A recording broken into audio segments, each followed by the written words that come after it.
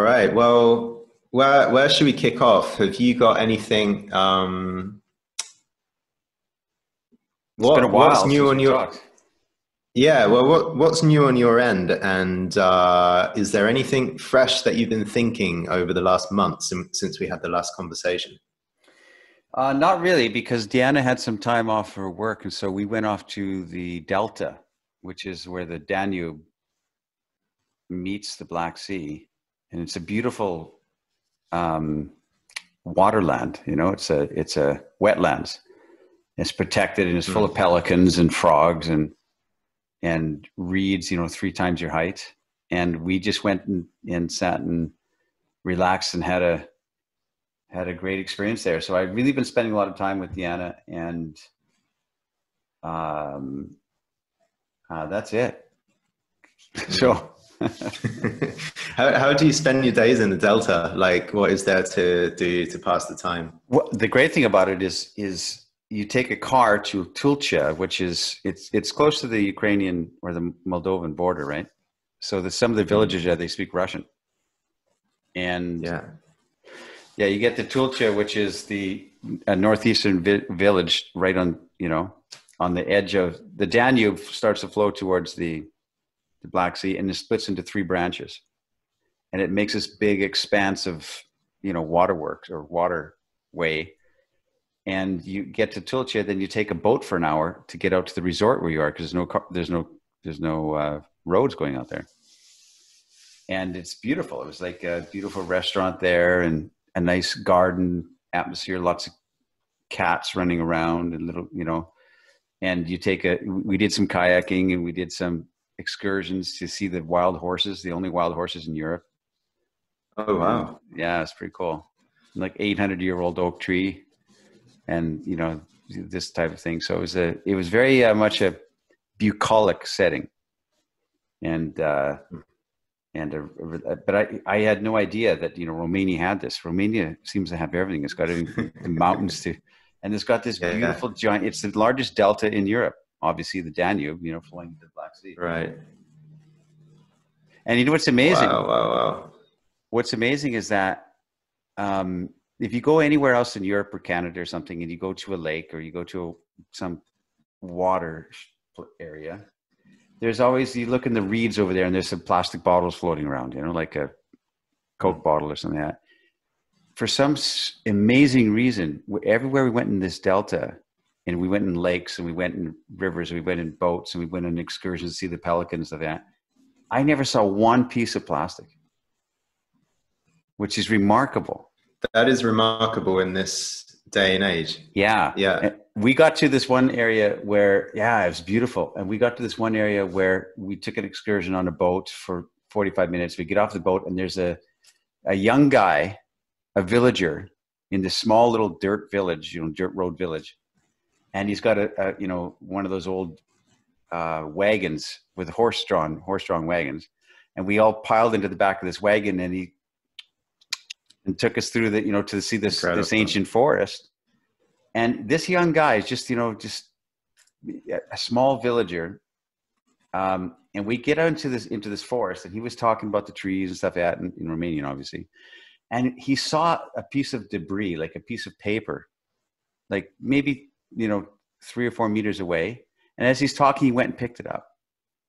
Like that young man had care for the forest that he loves, So it was like, it's incredible.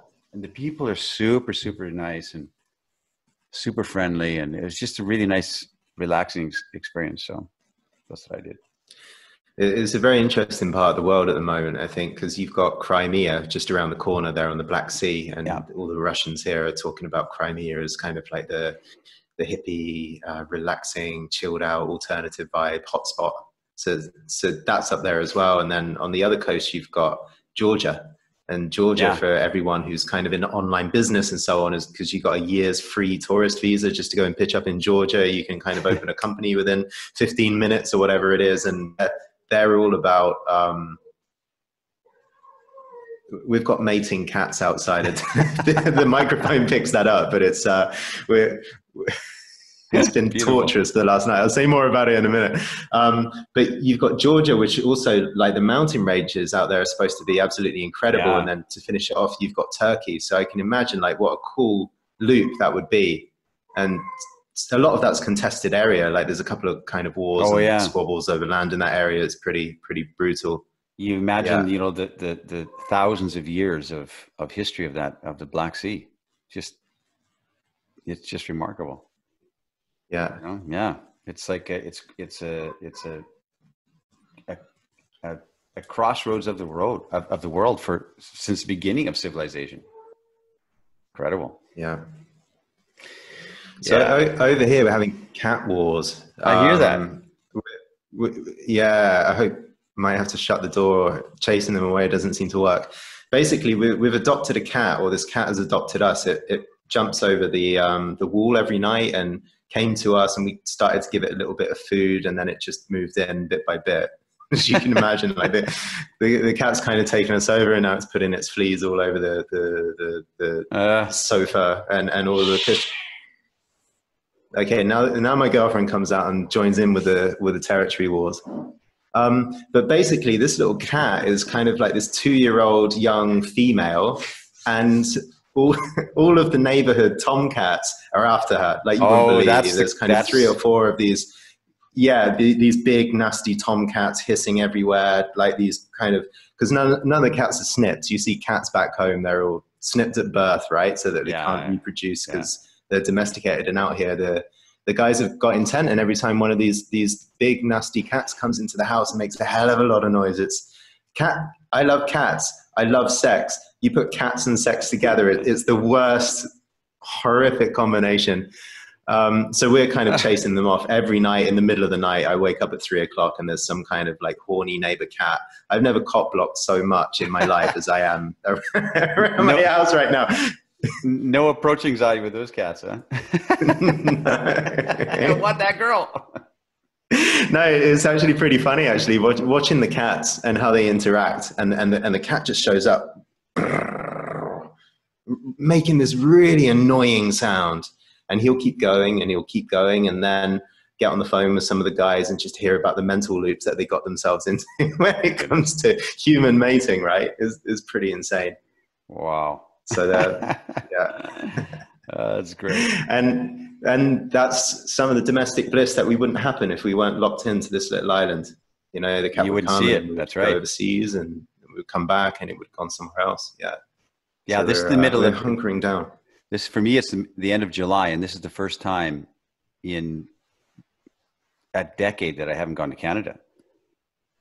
At this time, I'm always in July. I'm always in Canada to see my family, and I had a flight with KLM, and they canceled it on me. So who knows? I'm resident in Bucharest for the next while. Yeah. So that's okay. Yeah, we'll make do. It's kind of exciting in a strange kind of way. Yeah. It's interesting. What will happen is I think it's super out of our interesting. control. Yeah. Yeah. Exactly. We actually had some pretty interesting feedback from the last show, because of course you were talking about beauty for the first hour, and in the second hour I start talking about the like what might happen with the fourth turning and the different generations. And it was really split, the feedback. Actually, half the people got in touch and were like, I really didn't like that second hour, like wanted to hear more of Zan, or I didn't want to, like, it all sounds like speculation.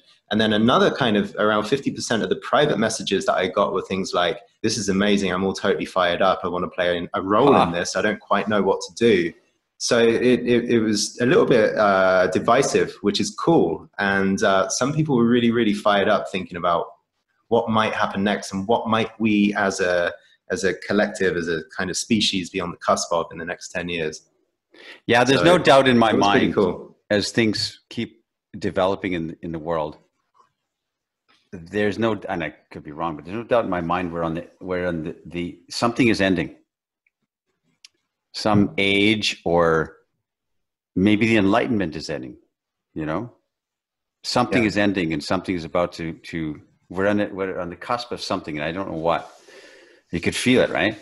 It's like the whole axial age, you know, which is from about 1200 BC till now has been like this big, we're real thinkers and real philosophers that we know of really came to fore, you know, after the Neolithic age, you know, and the Bronze Age. After the Bronze Age, then it really took this shift of consciousness, and people started thinking about, you know, mind and, you know, on that deeper level, and right up to the Enlightenment and right up to us, this information age. And it feels like something's ending. I don't know what, but we're going to see it, you know? Yeah. It's nuts, because a lot of the sources that I have of like media that I'm watching are pointing at similar things, or the speakers that I come across. A lot of these people I'd never seen before, right? But I see an interview on YouTube or a podcast here or a book here or whatever. And people in science are talking about science kind of coming to the end of its days in a way. Wow, yeah.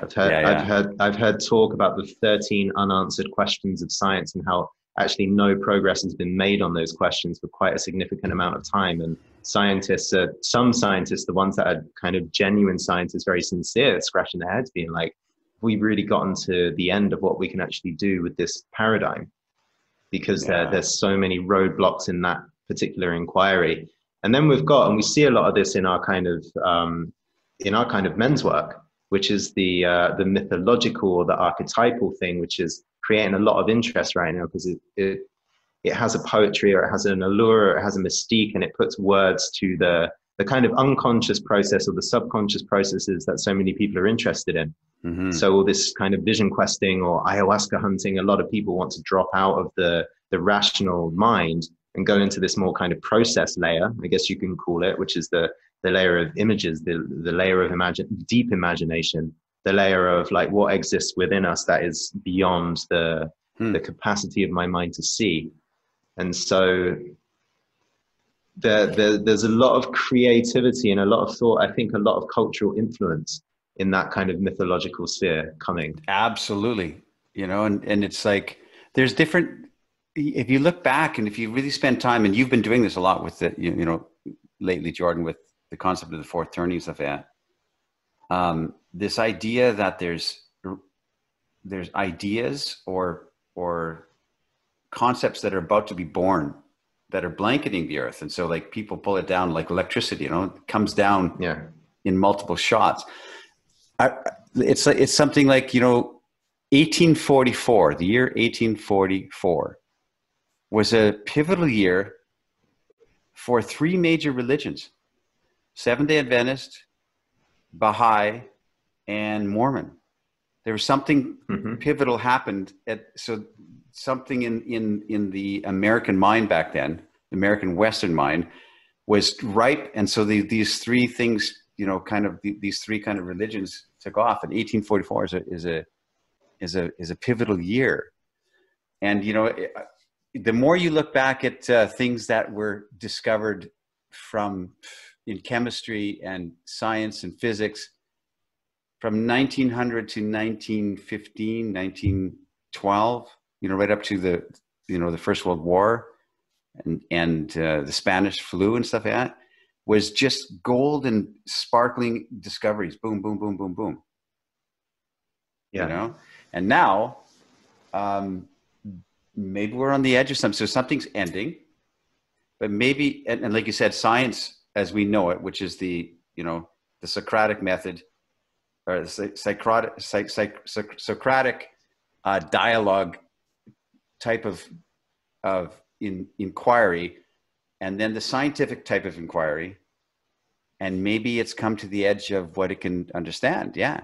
And so something else is about to be born, something different, or some emergent discovery, or another Tesla is going to, you know, who's the next Tesla out there, you know, that's going to come along and say, wait a minute, you know, I don't know. I'm optimistic. Are you optimistic or pessimistic? Me?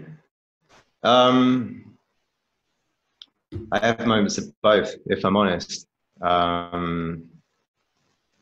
Generally, I'm optimistic. Depends what I've been listening to on that particular day. But I think I tell you what I am discovering. I don't know if I said this last time, but that whole idea of meditating on death. Yeah. Because there are a lot of people that really they talk about existential risk. So that's a term that I'm seeing again and again at the moment. Existential risk, the things that human beings can do individually or collectively that put the entire species at risk of total catastrophe, total wipeout, basically. Mm-hmm. And nuclear war, for example, is one thing of existential risk. There are kind of global climate disasters that could happen, and so on. And there's a lot of missing pieces, a lot of missing information, a lot of ways that this information is kind of used for certain agendas that makes it a very difficult place to trust in what you're being told. Yes. So who knows exactly where we stand kind of as a species with this kind of stuff. But there's people that think and talk very much about existential risk. Like, imagine that's your job, is to work out the possibility that we might wipe ourselves out. And how might we do that? And then ideally you would go running to some kind of government advisory and saying, like, these are the stats, like, do this, don't do this, steer it in this direction. You got another government going another way. I like the whole notion. I've been reading quite a lot of geopolitics lately. I like the whole notion that not very much happens in history in a window of time. And then there are a few years where everything happens all at once. Like you're saying with the three religions that had a massive kind of explosion. And so there's a lot of talk about nothing happened for a while. 1990s, the 2000s was total flatland, kind of meaning flatland. There were conflicts around the world, but not in a kind of global, kind of continental scale. And now we're coming into a moment where it's like, oh yeah, maybe the next 3-5 years, there's so much stuff you don't even know where you are, because you're told you can't do this today, and the next day you can go out, but Tuesday you can't go out anymore. You have to stay in. So there's a lot to keep up with. To answer your question, I don't know. I'm really contemplating the two sides. And actually I find, because the first question I wanted to ask you, I wanted to talk a little bit about purpose today. Purpose work, art, creativity, man's kind of, and woman's desire to give birth to something of beauty in the world. What I am finding is that the more I come out of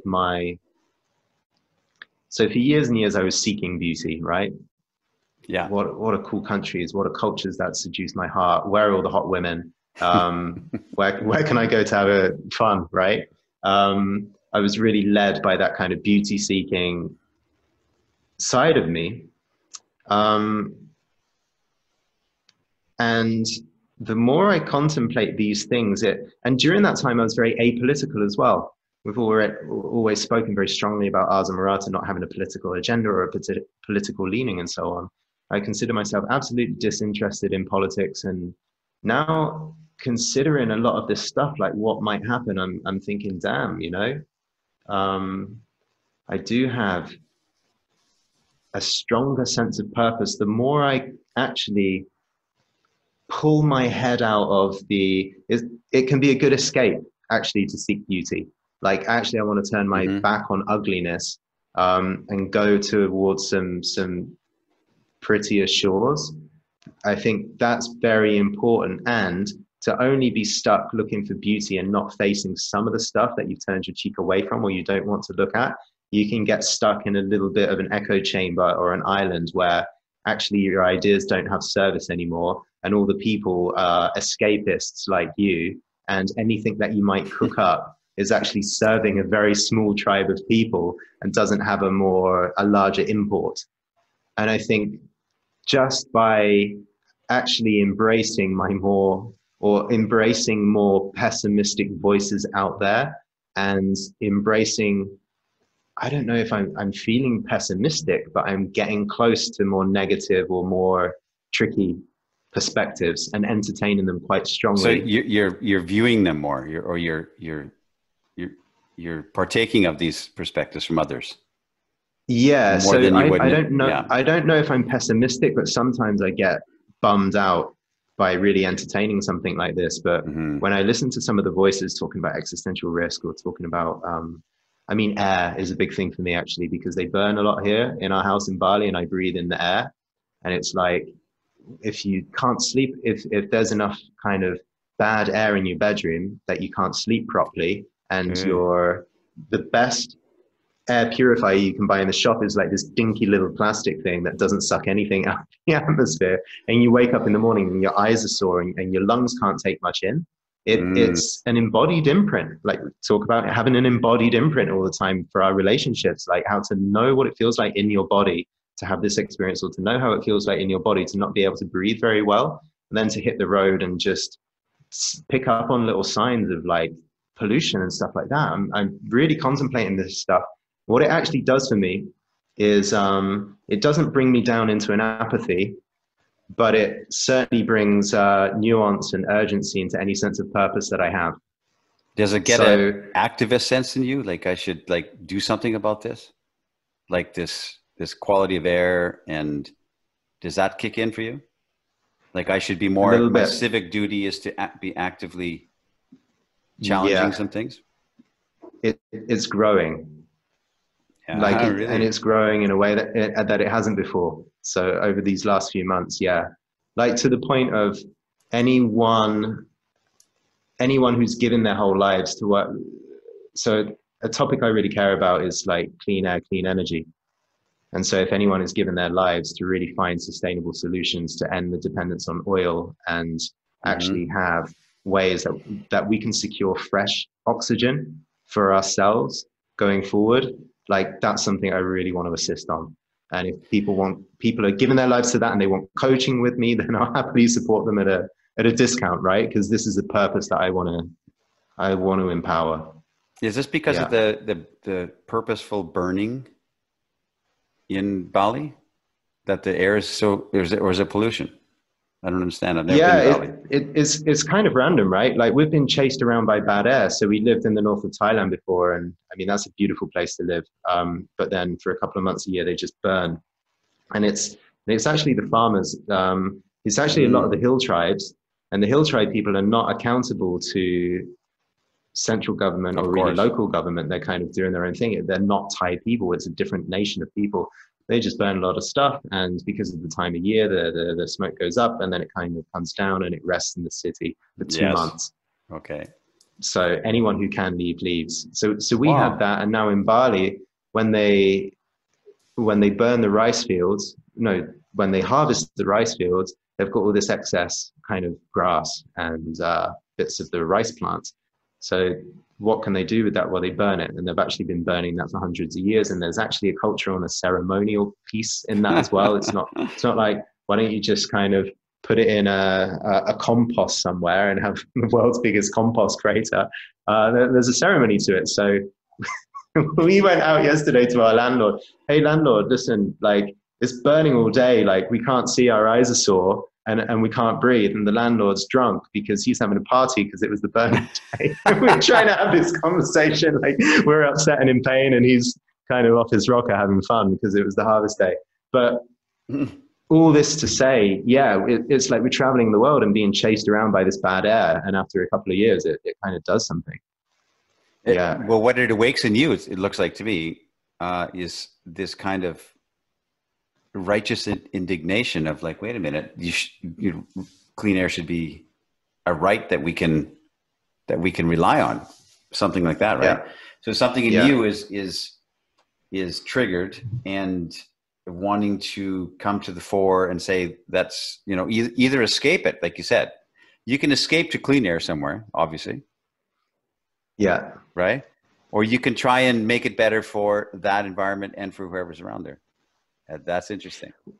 Well, we can escape to clean air. That would be easy in a few months after this is all over. Or we could fight with indignation, saying the way all the Balinese are doing things and the way they've always done things is wrong.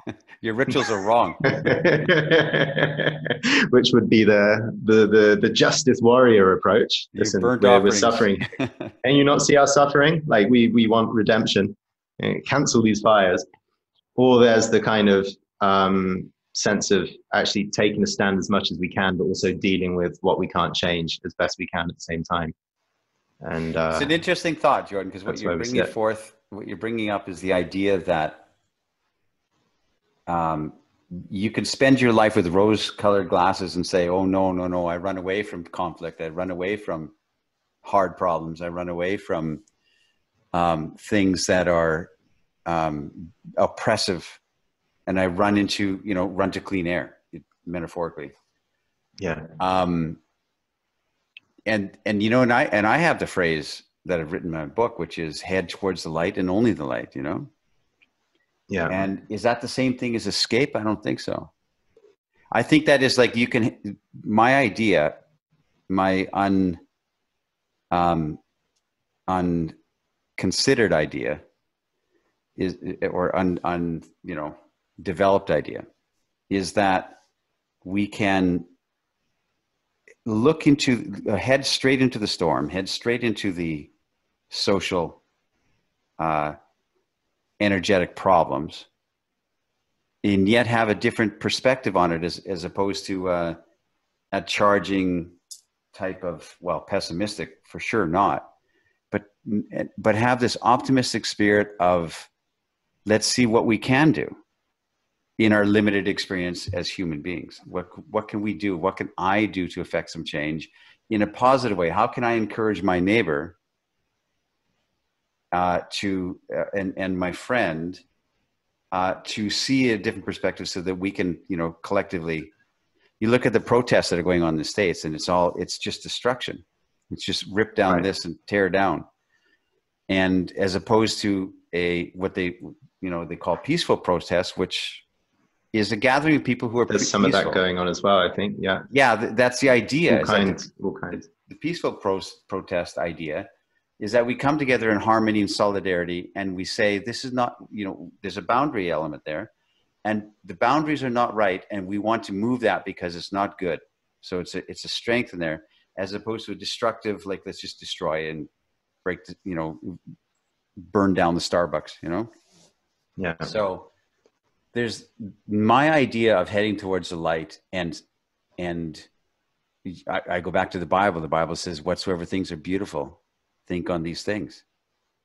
Whatsoever, and as opposed to, he's talking to the Pharisees and these nitpickers, like the legalistic ones in that are saying, oh, you shouldn't do that because it's the Lord's Day, and you shouldn't do, and you hung out with prostitutes, and so there's this legalistic energy, which is massive in all religions, massive in all politics, right? You shouldn't do that. And I'm gonna attack you and pick you apart, as opposed to heading towards the light, which is contemplate, whatsoever things are beautiful, think on these things, so you can still be in the world. You don't have to escape.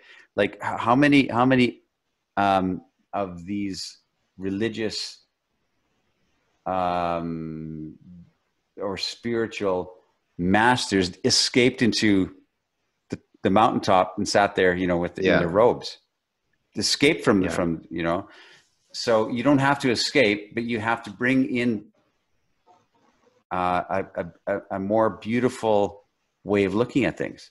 Beauty. You have to bring back beauty into it and say, no, we can do it this way. We can do it that way. We can have this discourse. I can fight with you, or we can have this intelligent encounter, I guess you could say. So I want to do a little wrap up and then ask you a question. Okay, hold that, because that is my concept of that. I'm optimistic. What I'm trying to say is I'm optimistic. I think society and the world is going to flow and get better, and technology. I love technology. I really believe in science and technology. When I was a kid, the world was going to run out of food. That was like, the population is growing so much, that the world is going to run out of food. Somebody said, I read I encountered a statistic just recently that 10% of the people who have ever lived in the entire history of the world are alive now. Right. That's insane. So when I was a kid, it was going to be the population explosion was so much that we were going to run out of food, and they couldn't sustain. And guess what? Technology solved it. Technology, various things, increased the yields of crops, etc., and technology solved it. And so I have a lot of faith in technology for the future. Now, short term, we might destroy something. The United States might be destroyed short term. It's possible. I mean, look, I don't see how any effort to come bring things together. So they might destroy it. I was going to say about the pessimism. I wouldn't say I'm pessimistic. I'm entertaining pessimistic perspectives. And what I'm finding is that it's galvanizing me at a level of purpose. Okay, that's what the original question was, purpose.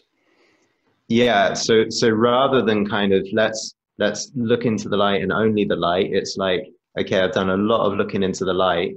Let's have a look at really the dark, and how can these actually be one of in service to the other, or how do these actually fit together, or what is the place of the light really? If I've spent so many years looking into the light, what is the place of the light in this dark? And so what's of use here? And it's giving a, I mean, I feel it. There's more of a soberness and a gravity, but urgency and a fire. And so the word in that, I don't go to bed with apathy, with the pessimism, but the pessimism is a kind of fuel. It's like, let's really listen to this and try and have it expand me and grow, rather than, and I think there is a trap to say, look into the light and only the light. There is a trap to be like, so looking at the light that it's like, you can go off to the cave with that kind of mentality, or you can go off and be like, okay, I don't want to watch the news. So this is a big thing that I know a lot of people that we're connected with do. I don't want to watch the news. I turned off the news from around 2009. I realized that was actually depressing me, watching the news between about 2008, 2009. I turned it off for 6 or 7 years, 8 years. Didn't read a scrap of news apart from football.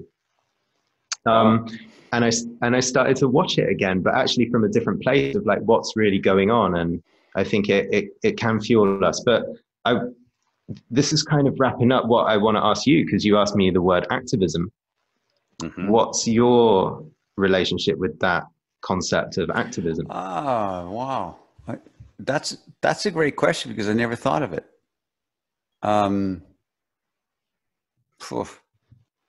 Like, you want to affect change. Say you live in a village that you've born and raised all your life, and you want to affect change in that village so it's better. So you might run for mayor, for instance, or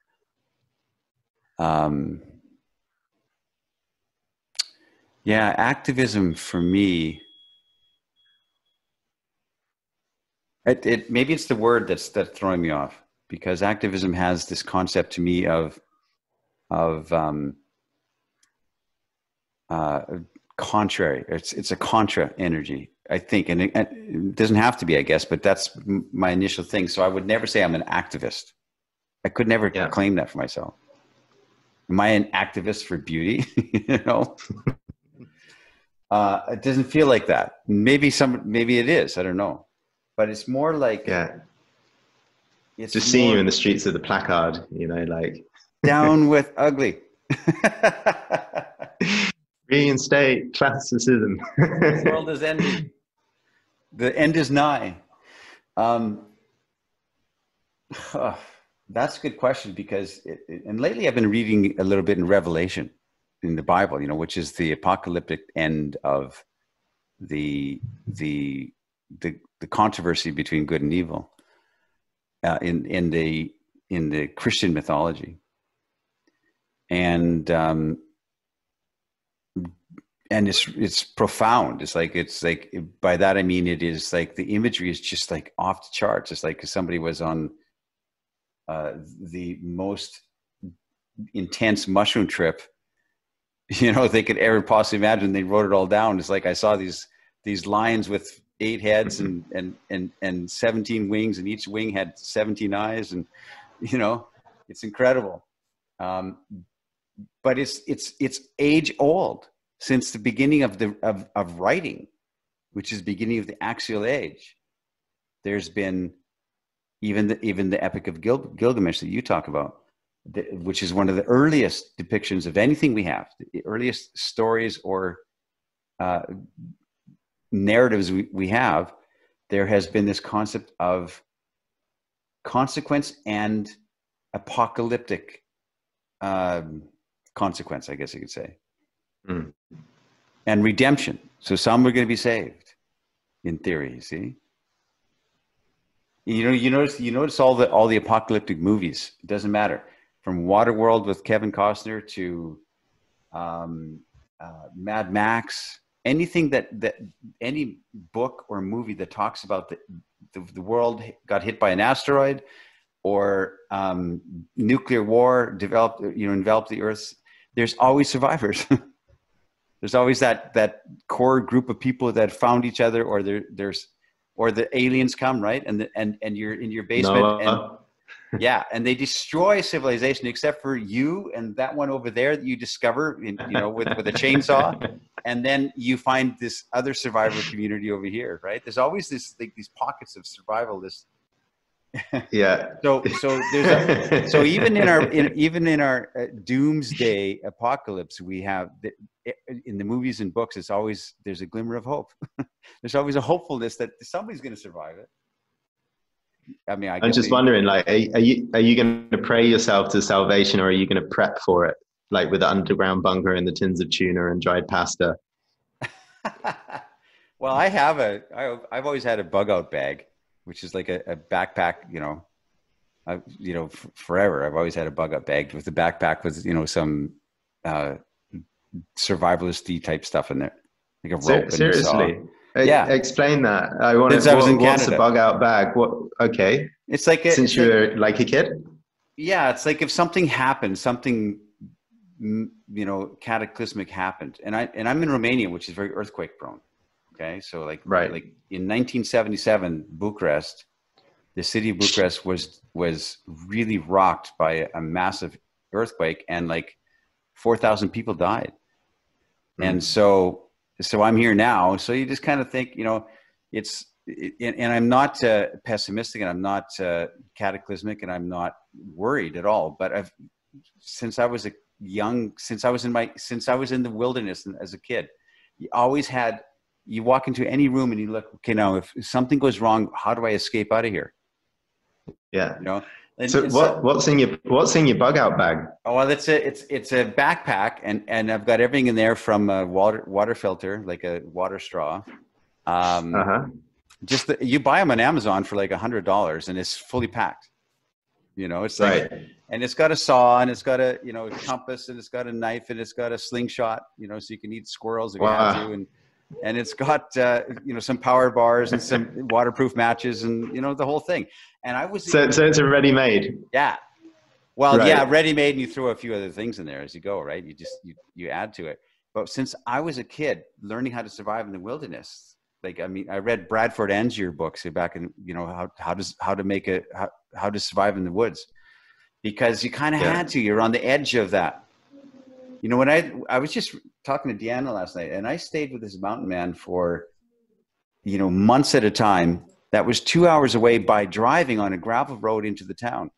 And I would go stay out there and help him with his horses and with his trap line and stuff like that.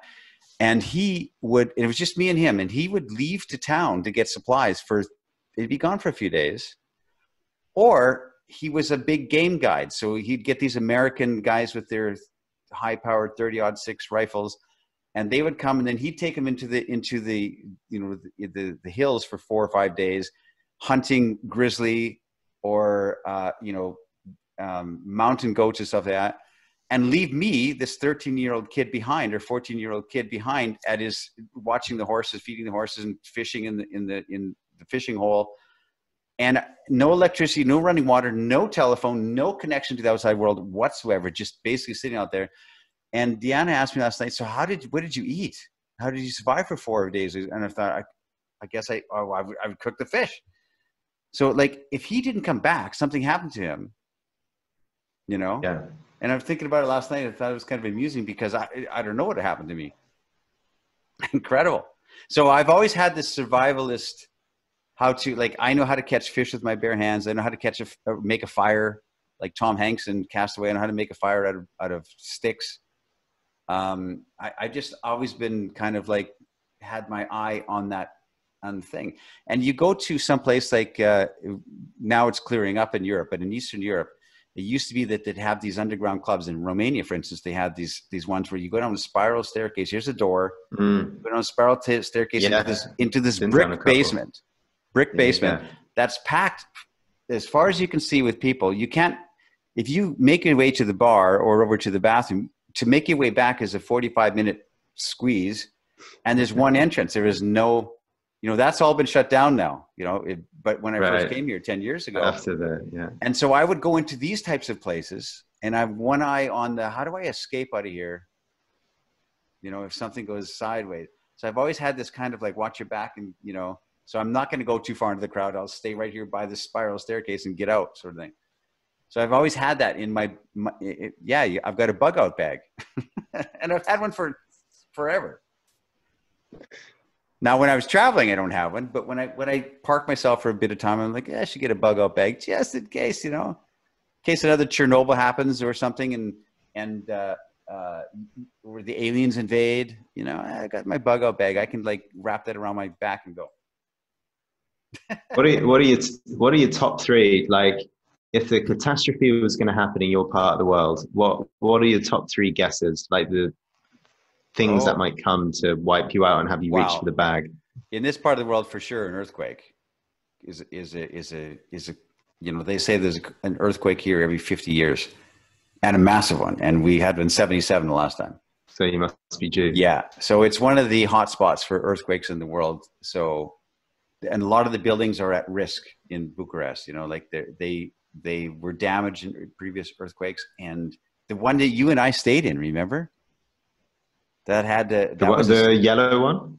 That student apartment that you and I stayed in years ago was a seismic risk building that they labeled, please, that's why it was so cheap rent, So they you can live there, but great.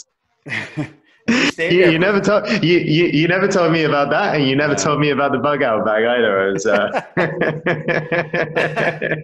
Put my life on the line for the odds, Amorata. But I've always liked the things, like you have those multi tools, and you've got a knife with a compass, and you pull it out, and it's got a fishing wire and that kind of stuff. Because I've always had that sense that you have to rely on yourself. You can't run to the government. You can't run for handouts. You can't run for welfare. You can't run to the embassies. You have to, I'm gonna have to sort this out. Since I was a kid, I had that feeling that there's no one to turn to. I didn't have a father figure. I didn't have someone to look up to, someone that I could say, well, if there's trouble, I run to that person. You have to run to yourself and figure it out. So this kind of survivalist mentality is kind of ingrained in me since being raised in the north of Canada with no resources, and I slept in my summers a lot of times in teepees and on pine boughs and with a fire there, and I made moccasins, and I remember like I had a what's called an awl. It's what else to call it? It's an awl. It's like a giant needle system. It's basically you poke it through leather. It's strong enough of a needle that you can poke through leather with this waxed string, and you can make something like I made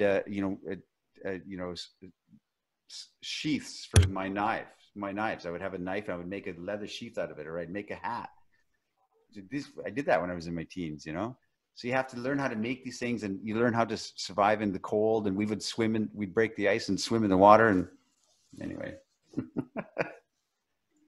that's still in my bones, man.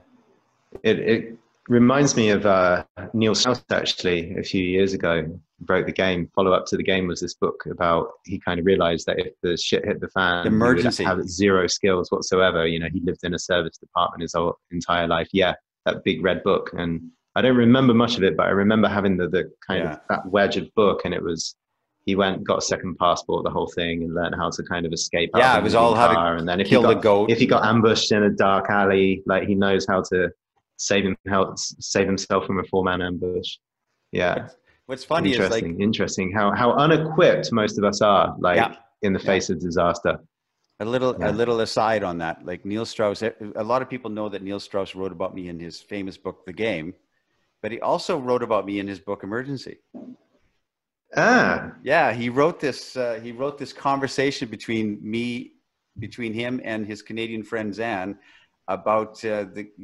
Yeah, there's a conversation that he wrote about there with me and him. A little what embellished. happened? What was it about going up I, into the like wilderness kind of stuff? you know, it was more like how Canada. I don't remember exactly because it was a pretty much a fictitious conversation. Like I didn't really have with him, but he wrote it that I did have it with him. So yeah, so I'm written about in both those in emergency too. And I'm like, huh, really? Double claim to claim. Nice. I want to like. Nobody knows that. I want to go back to the question of activism actually, because we skated off down a little tangent, but I think what's notable is the amount of people over the years that have come through the Amorata and that have seen your work and said things like, I want to start a movement. This has got to be a movement. Like we need to get this message out to thousands of people.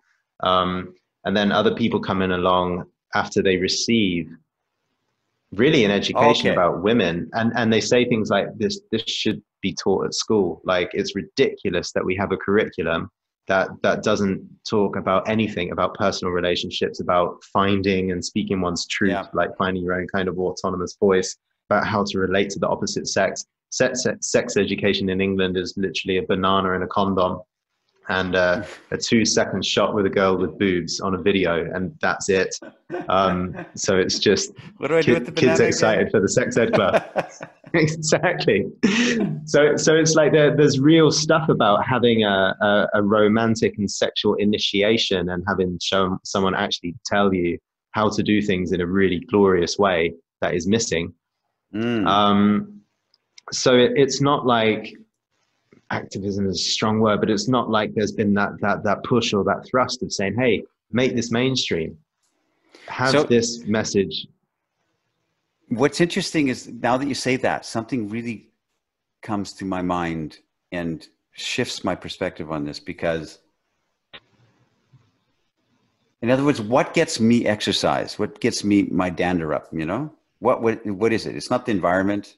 You know, Socrates said you can throw nature out with a pitchfork; she'll always return. You know, I think that the earth is in good hands, or the earth is going to be fine. You look at Chernobyl; it's like flourishing. I think humans can destroy themselves, but they can't destroy the earth. So you look at this, and environmentalism doesn't get me excited or get me exercise. But there are some things, and that is that what we've been talking about all this time, which is the purposeful philosophical war against beauty in the art world and in architecture and in this modern postmodern age. That it's not just like I talk about the turning our face away from beauty, but it isn't just that. It's an active violence against beauty that we're casting it aside. No, we reject it, even though beauty has been a staple of a fundamental life guide since the beginning of, you know, written history. And before that, since the beginning of time, as far as I'm concerned. But there's this it's the last 100 years or so where I say they, but where there's this concerted effort to absolutely slap beauty away and like it's a sinful thing almost, and get rid of it, you know? And so that gets me going, wait a minute. So the word activism is interesting because I have always used in the past the word, I'm a crusader for this, which is the same thing, I guess, right? So I'm a crusader for the defense of, which doesn't need my defense, my minor little, you know, Zan defense, because beauty is bigger than all of us, but my indignant response to the attack on beauty, okay? And my indignant response, which I said on stages around the world, to the attack on the soul of men. That men are inherently creeps, and men are one step away from being a rapist. And if a man walks by a schoolyard too slow, well, oh, that's a pedophile. That's an assault on men, and it's rampant in the West, for sure. And I'm a crusader against that. So I'm an activist against that. That I will write. I'll make leaflets. I'll do whatever I have to do to this assault on men and their sexuality, on their masculinity and their love of their masculinity. Okay, that beautiful energy, that divine energy of man being man. And it's wrong now. You can't do that. You can't say hello to a girl that you find attractive on the street, because that's an invasion. And I don't buy it. So I'm a crusader against that. It's not politically correct. And someone can try and cancel me, and that's okay. I can live with that. So I'm a crusader in those, in that, or this trying to get people to this assault on beauty, this philosophical assault on beauty that is perpetuated in the art world and in politics, and so yeah, I am an activist. I just realized, very strong activist. And I speak strongly. I do not care what people say back to me. I do not care if I'm attacked. I don't care if people try and cancel me. I don't care if I'm politically correct. I do not care. So there's something in me that gets me. I can feel it now that that's not right. Like to say that you are so toxic and your sexual energy is wrong, and that your masculine energy, that to me is like, that's a sin. And so, yeah, I'm an activist. I just realized, for these things. So it's pretty phenomenal, actually, to hear you say I'm an activist for these things. Not quite the same as male rights activists. No, which is I think a entirely different form of activism. That's a different thing. Yeah, that's like men take the power back and destroy, and that's a destructive energy. It's more like it's a righteous indignation. It's like when Christ went into the temple, and the money lenders were there, and they're in the temple, God's temple, and they're selling, doing all their filthy lucre there. He upturned the tables. We have this little, the meme on the internet, which is you turn the table over, right? That's where it comes from. Yeah. Jesus flipped the tables in righteous indignation. And that's a valid response. It's like, it's the same thing as boundaries. It's like saying to someone with your boundaries, whether you articulate it or not, thus far shalt thou go and no further. Yeah. That's my boundary. Do not cross the boundary, because if you cross the boundary, it's done. So that's righteous indignation, which is a beautiful energy, which is I think that's a God-given energy. It's part of what modern man doesn't have. We're wimps and wusses and bow down. Oh, I'm sorry, I didn't mean it. And this apologetic culture, these famous people that are getting attacked for, oh, you said that you support, for instance, all lives matter, and you're going to lose your job. Is it, that's a political thing, obviously, and you're going to lose your job for that. And they start apologizing and simpering all over Twitter and social media, and I'm thinking, no, cancel me down to my shorts, cancel me down and stick me in the primitive jungle in Borneo, and I have to fight my way back into society and my reputation back. I'd rather do that than apologize for that when I did nothing wrong. Yeah. Yeah. I think, did you see the thing I posted earlier on, the cancel God? I didn't see it. I saw it, but I didn't get a chance to read it yet. Yeah. I'll include a link to that underneath the video. It's very interesting. And I think, it's almost like now we're in this kind of 2020s, and we talk about the geopolitical sphere is all taking shape, and everyone's finding their allies and their adversaries. I think we've very happily been on our island of beauty without actually being in any kind of political fisticuffs with anyone. But it's almost like, okay, that apoliticalness, this not getting involved in the war. It's like, shit, like even we're getting pulled into this right now with the whole idea of the cancel culture and the cancel God. And I think we cannot stay in a complete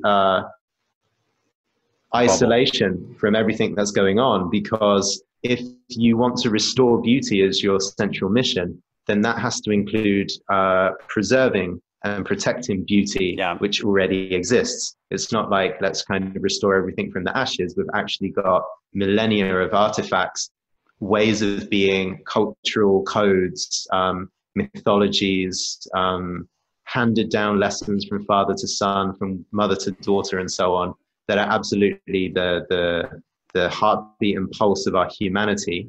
And so if certain elements of that should be looked at and re-examined and updated, refurbished, our ways of being with each other. But certain elements of our humanity are so precious that they ought to be preserved, because if your children grow up in a society that didn't know this form of music, or, you know, say we went back in time and Shakespeare got cancelled, or you know, the entire French language got cancelled because they did this and that and the other in some far-flung place, where would we be? There are a lot of things that ought to be protected. So to be a restorer of beauty, I think one has to be an absolute champion, warrior, protector of what is beautiful and sacred in our existing culture. And so I think that there are places here on a kind of battle lines that could be under attack, or that will at some point, or have been already under attack, where all of a sudden it's not okay to stand up and talk about the divine gift of man's sexuality.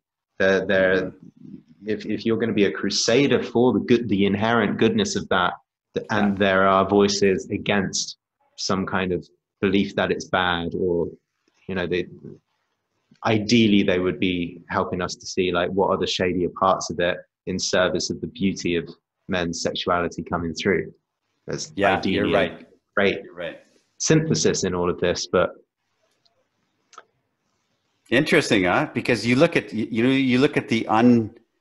uncontacted tribes that are still scattered a little bit, you know, and I wonder how much this coronavirus has creeped into the very fringes of the edge of societies, you know. So in other words, it is what you're saying is this whole culture war that's happening right now is creeping so far into you can't escape. You can't sit on your mountaintop and and disappear, because it affects everybody. It's affecting everybody, and you have to take a stance. You have to, and like you said, if we're going to be crusaders of any kind, we can philosophize all we want in our little corners and drink our tea, but if we're not leading by example or wading into the fray, you know, if we're not wading into the fray, you're right. So more and more, I guess what you said is you're starting to discover more that you are more aware of current affairs and current events, as am I. You know, it's like it's become, because it's encroaching upon our life or our lifestyle, or we can feel it. I don't know. It's just thought streams. Yeah, it's almost like we're on New Zealand, but now the forces of World War II are approaching our very distant island, and we actually have to stand up and think about it, like what's going on, and engineer a response and decide who we're for and who we're against and who we want to call in and make a stand. Well, so be it, Jordan. Yeah. The whole concept is what we're trying to do is like restore beauty, not rescue beauty, because beauty doesn't need rescuing from us. We will be destroyed and long gone before beauty is. So, but to restore beauty in the hearts of men and women, restore the poetic spirit of our artistic nature and our creative impulse. There's people that have responded to our earlier videos, as you saw, that said, I didn't know. I have never heard a message that talks about, that made my, that tried to encourage me to look towards beautiful experiences or beautiful moments. It's all been antagonistic and destructive and And so, Yeah. so we definitely have our work cut out for us. I mean, this is what this podcast is about. We want to talk about these things for ourselves, and hopefully that'll spill over and share it with, to other people who want to be talking about it too. You and I have talked about the future of our Amorata events as opposed to coaching, which we've abandoned a long time ago. It isn't coaching so much. It's more like, let's have this philosophical discourse so that we stand on this earth with the cleanest eyes and cleanest energy and cleanest interaction that we can, the authentic sense of us being men and us being women and coming together in it's creating a new society, a new societal, a shininess taking off this destructive, rusty, burdened layer that's encrusting society today. And when I talk society, I talk Western society. That's what I know, right?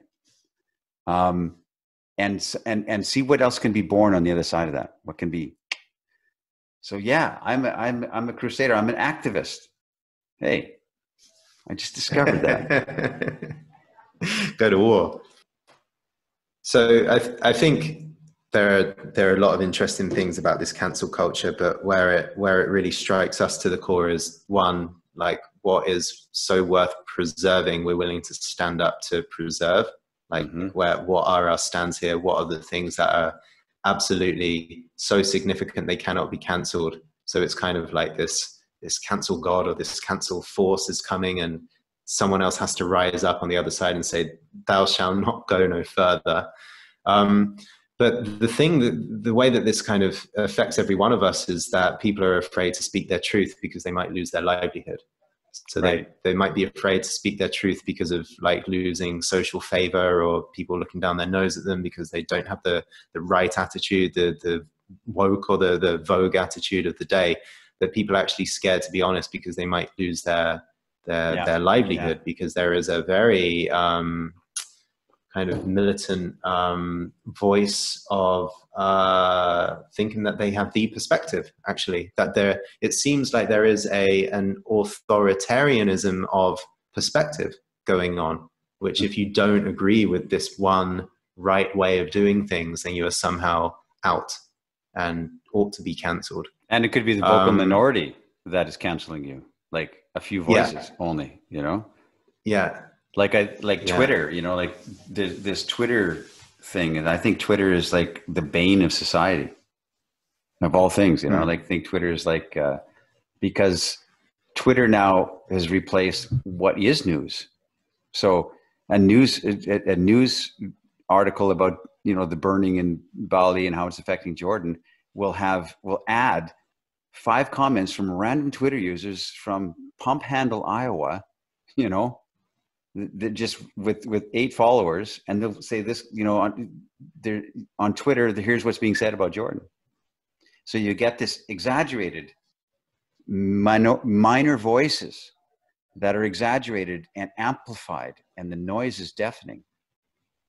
And like I said, we're on the edge of something. Something's going to change, and maybe the change is that we go back into the more simplified, countrified air of living in the wilderness, and I don't know. This coronavirus has taught us, and I don't think we've seen the impact of this yet, but I think that what we've inadvertently discovered is that we don't need the cities, the congestion of the cities that we've seen, because we can, with technology, we can work remotely. So you might see this migration, the last 100 years has been a migration into cities in the West, from the rural to the cities. In the turn of the century, 60% of the people lived on farms and rural settings. And, 100 years later, there's maybe 6% of the people living on farms and rural settings, right? But you might get this shift in migration back, and people are wanting something more of a holistic experience. Who knows? We're not prognosticators. What I definitely did want to discuss with you, and this ties so nicely into everything we've spoken about in terms of activism and where do you stand, what stand do you take, what's so important for you to put your kind of put yourself and put your career on your line to stand for. A lot of people, of course, are looking for something that feels like a purpose, like a mission, a reason of being, a voice, a cause to champion, something to do with their days, a way to make money included in all of that. And if I think now about the men that I'm working with personally, there's actually a couple who have given everything up. They're actually working in great jobs at the start of this pandemic, and they decided just to walk out and leave. They want to go on a walkabout. They want to go and find their kind of authentic. Good guys, I like it. Good for them. Yeah, what's true for them. They need to go wandering. I'll ask you personally, actually, like, how did you come across, because you talked about the men's God-given sexuality, that actually it's a sin to attack the soul of man. And also there is an attack on beauty, like a slap on beauty to remove it from the art world. So that's two things that you crusade for. How did you recognize or come across those two causes to champion? And what were those moments of revelation or processes of revelation like? That's a really good question.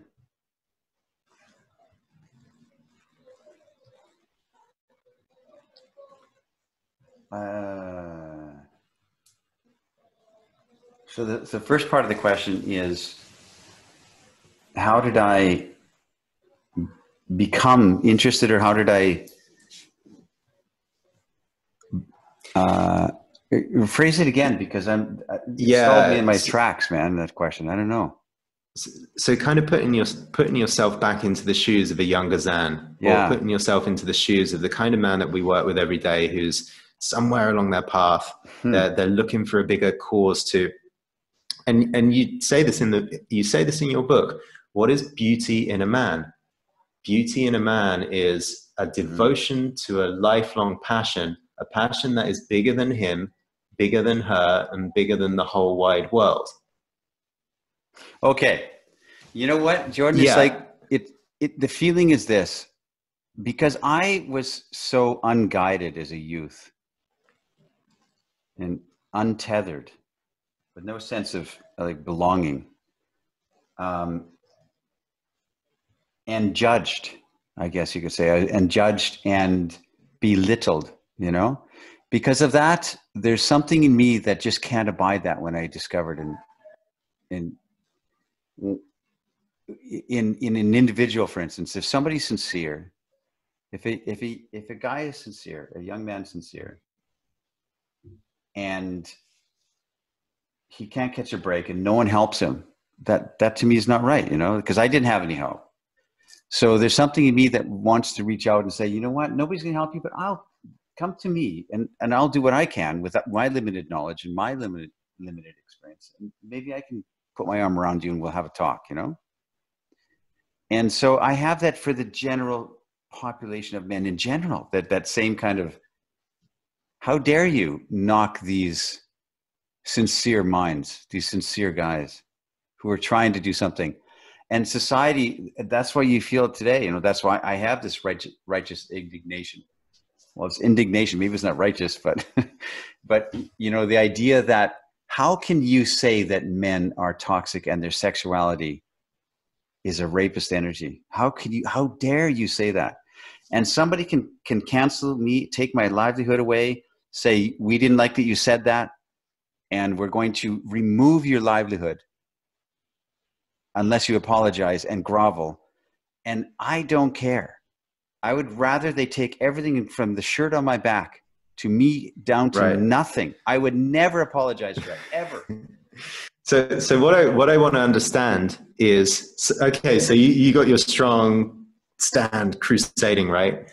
What I want to understand is, how did you go from kind of like boy in the woods, young man figuring his way out with women, figuring his way out with life, to come into that stand where you would stake your life and your livelihood and your direction in doing a work that is of service to that? What was the moment where it was like, something twigged, and it was like, I don't know, maybe you were in the shower, maybe you were taking a walk, maybe somebody damned men's sexuality too much one day. Like what was the revelation of like, fuck, I've got to give my life to this. I've got to, someone's got to do this. I did. Yeah. Yeah. How did you go from not having this as a purpose to fully embracing it? That is so interesting, because we talked about it in the one podcast we had about motivation. Like, why are we motivated for anything? You could take these learnings. I studied women my whole life. I could have taken all that understanding and learning and packed it onto my, accrued it onto my body and walked around with the sure knowledge that I know what's going on. But why did I have to spill it into a book? And why did I create it into a career of this conversation that we're having, right? I guess it's what is really strong in me, and it's the strongest thing I know, is that the downtrodden, someone, like I said earlier, somebody who is sincere. Like my mother was, she raised us kids, doing her best. She tried her best, and she was, because we were poor, we were outcasts. We didn't belong. You had that. You could feel that energy of her doing her best, and people still looking down on us, I guess you could say, right? And so, whenever I'd encounter that in men or women, or in a societal way, when there's a sincerity happening, and yet they don't get a chance, then something really just like, that's not fair. And so maybe it's from my childhood that comes from, I guess, like I really have a soft spot for somebody for men who are really wanting to know, who don't have anywhere to turn for any kind of help. I don't know what it's, I'm just rambling, but it's like, yeah. Because I didn't have that help, and I had nothing ever handed to me in my life ever. I had no teachers, Yeah. So I'll go at it again with the same question. I'll just keep on going until I find the thing. Okay. So I hear you talking about like, this is my purpose. This is the content of my purpose. This is the theme of the thing that I'm doing. But what I'm curious about is the process of discovery. If I kind of think about my life, I went along questioning, what is my purpose? Why do I wake up uninspired? Why do I wake up and I don't know what to do? What can I do? Seeking, searching. And then at some point, a sense of, okay, I know what I want to do today. I want to read this. I want to write this. I want to do this. I want to talk to this person. I want to create this, and things flow for a little while. And then the tap kind of dries up and I get a little bit uninspired for a while. And then it comes back with a greater force. So it's kind of like this hovering in and hovering out of greater inspiration to do something, and then feeling a little bit gray, like nothing's quite clicking and working. And I think what a lot of us are pining for is like, I want to get up and I want to feel inspired, and I want to know that I make a difference, and I want to know that, like, why, the big why, like, why am I doing all of this? And I want to feel that thrust of energy like come through my veins and spur me onwards. So what I'm really asking is, what I want to understand is, what triggered it, right? Yeah. So I did this vision quest, right? Exactly 2 years ago now. We took 10 of the Amorata down to France, and we did a 4-day vision quest. And so the vision quest is, of course, this archetypal thing. You say that I'm going to commune with nature or the spirit for 4 days, 4 nights, and I'm not going to eat, so that in my fasted state, I can enter more deeply into a different state of consciousness in which I can pray or be receptive or ask a question or just say, please, God, or whoever, spirit, let me know, give me a vision of my life's journey and purpose. What am I born here to do? What shall I devote my days to?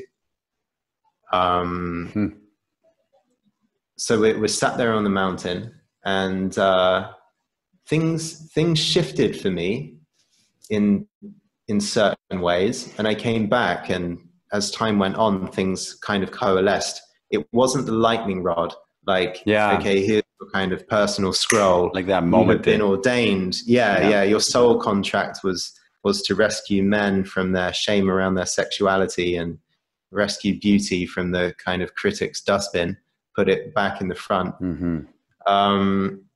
But there was a coalescing, or a different stage in my life opened up after that. And so if I think about my process of feeling more and more on purpose, it's like 6.5 days a week, I feel very purposeful and driven and solid. And as I say, the more I take on pessimistic views on what's going to happen to the future, it actually gives me more and more force to do this work. Yeah. But it's like, what are the moments? That's like, what are the moments to change? What are the moments of crystallizing? So you talk about, like, it's beautiful that a man has boundaries. It's beautiful that a man takes a stand. It's beautiful that man has a word and then doesn't have to justify, explain, or grovel about it later on. This was my truth. This is what I said. I said it straight in a couple of sentences. And I'm not explaining I did not dither. My feet are firm on the floor. This is where I stand. To have a man or a woman, to have someone crystallize into this kind of being, rather than being kind of floppy and abstract and like, I don't really know, and I like this, I don't really like this, but I don't know why, and what shall I do next year? Well, I could do this job, I don't really like it, but how do you take that, or how does that turn into, here is where I stand? That's a great question. And something in me at some point, when I started to figure things out on my own, there's something in me, it wasn't a conscious process or a conscious day or moment or epiphany, where I thought, but something for sure kicked into me in some way, maybe creeping, like, you know, rising in me. How come I wasn't told these things? Why was I not told that it can be this way and you can do this? For instance, when I was 16 years old, living in Northern Canada, if you told me that I could live in Europe, for instance, I would think that's not possible. It's not even remotely. I didn't have the worldview to understand that was a potentiality in my life at all.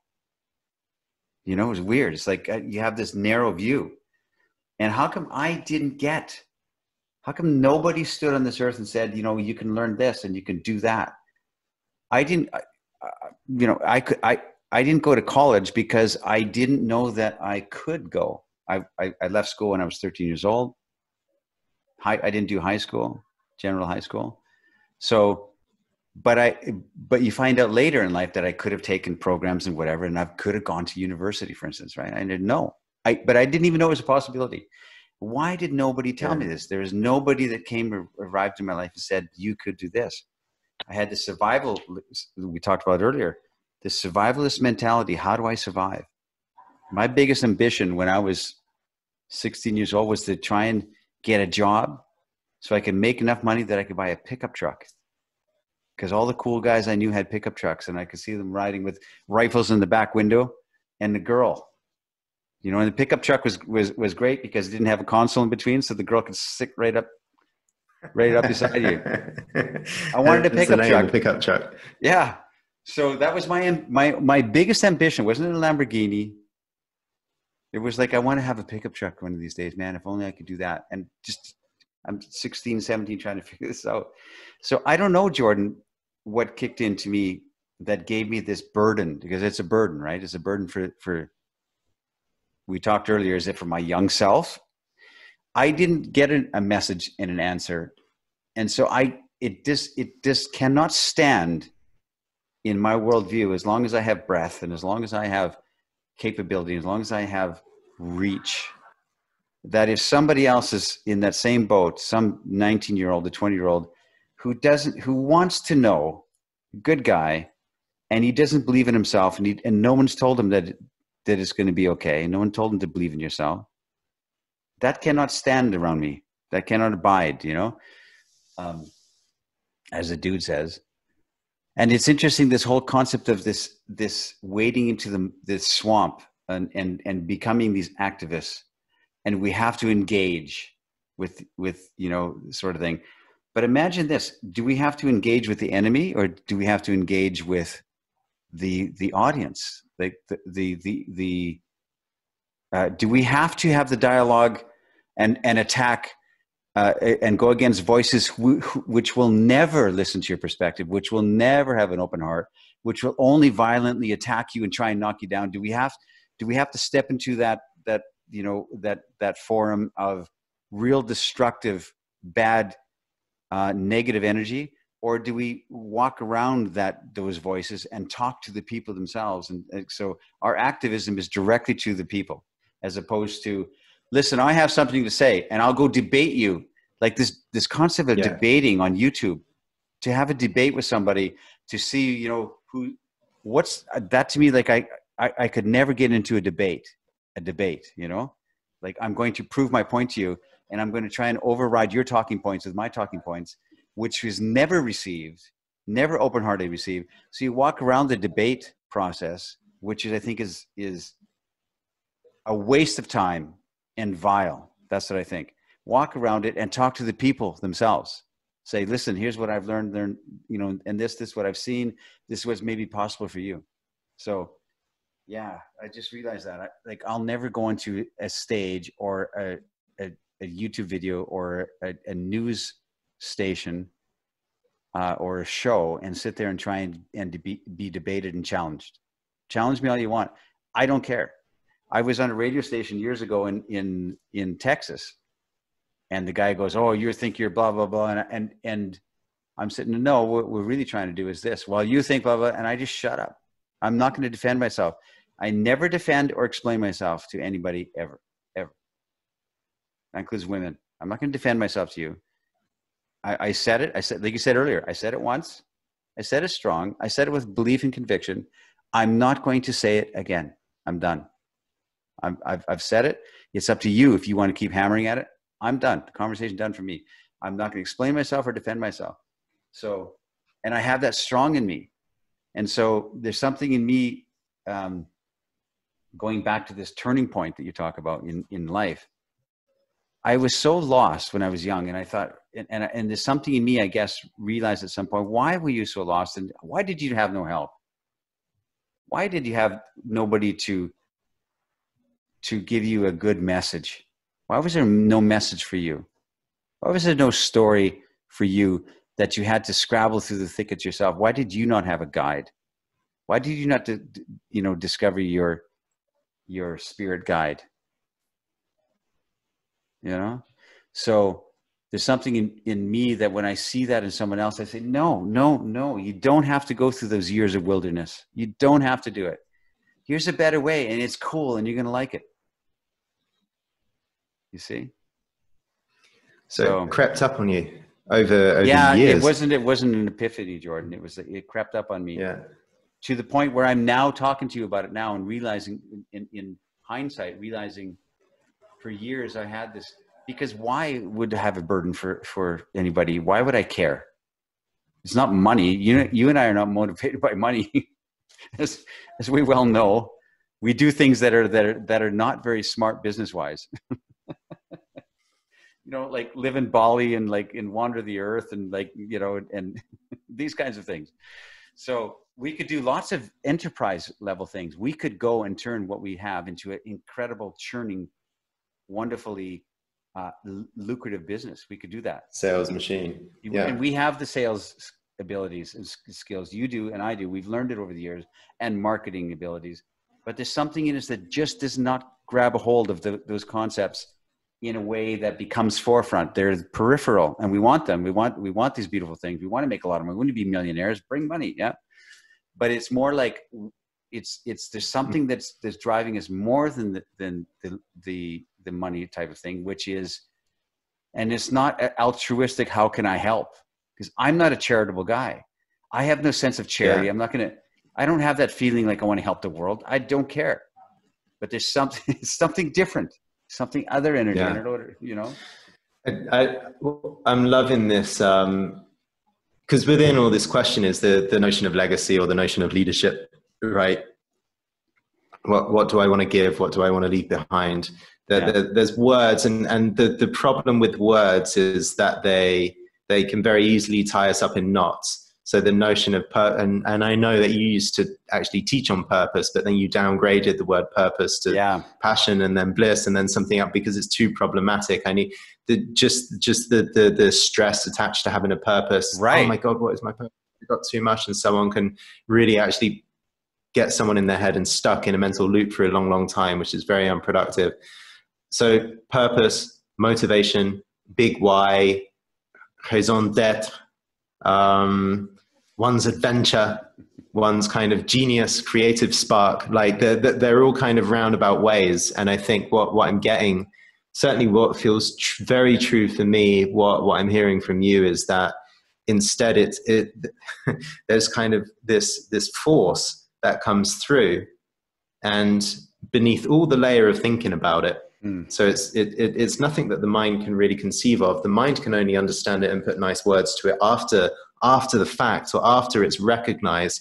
But that there's a force, an energetic current that comes through, that builds over the entire span of someone's life, that you listen to, that you reach one day and then you look back and you realize, well, that happened to me, that happened to me, that happened to me. Why didn't that happen to me? Or why didn't I get that? Or what about that missing piece?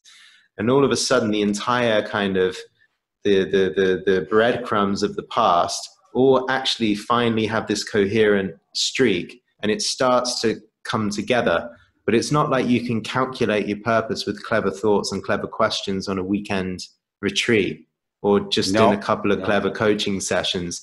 It's this long-term incremental tuning in with understanding, with the full, getting close to this full driving life force energy that's always got you. And you just, I think, learn how to tune into it better. And at one point you kind of become it. And I think that's the point where it's like you instinctively and immediately make a stand for something or against something. And it's like my whole being just shook with that.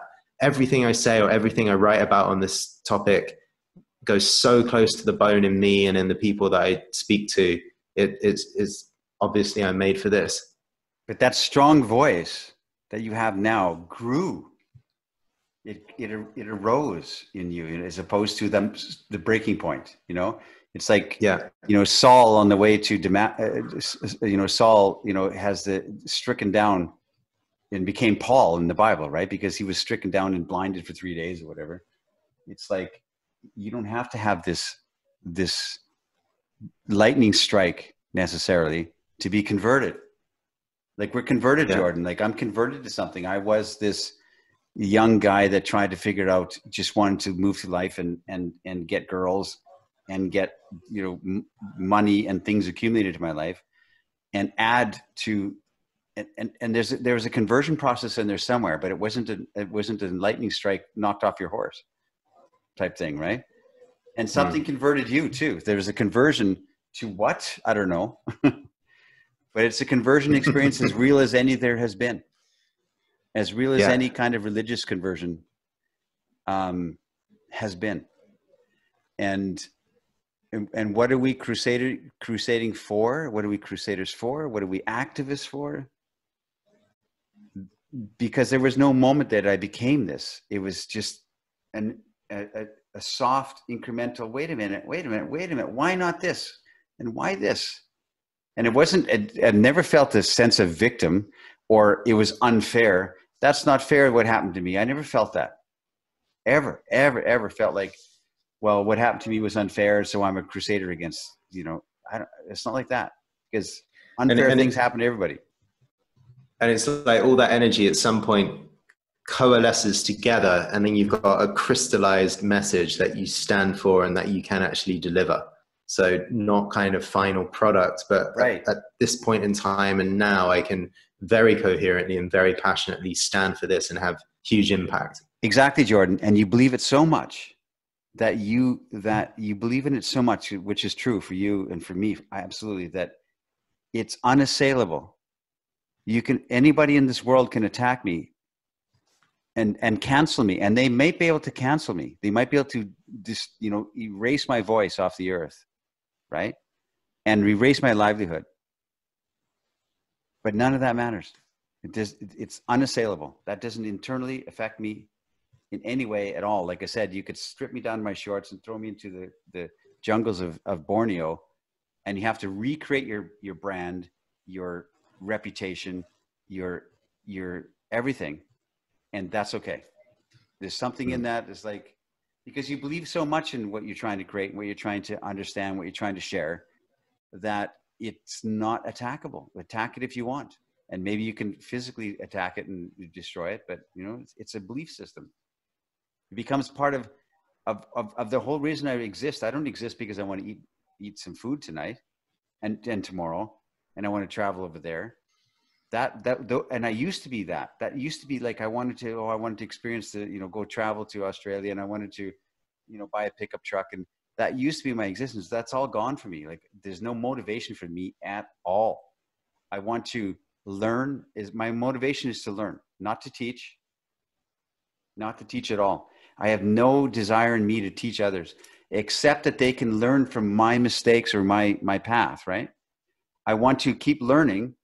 And if somebody comes behind in the wake of that, as I'm slashing through with the machete through the jungle, through the thickets, and because I slashed, somebody can walk behind me a little bit easier, then to me that is like, that's beautiful. That's a good guy, because he wants to go on the same path as me, and I like him, or a good girl. That's a good person wants to go in the same direction as me. But there's no desire in me to actually clear this path for others in some way. Yeah. I want to fight. I hope this has been yeah. Go ahead. Sorry. I hope this has been really useful for everyone who's questioning this sense of purpose or mission or direction in life.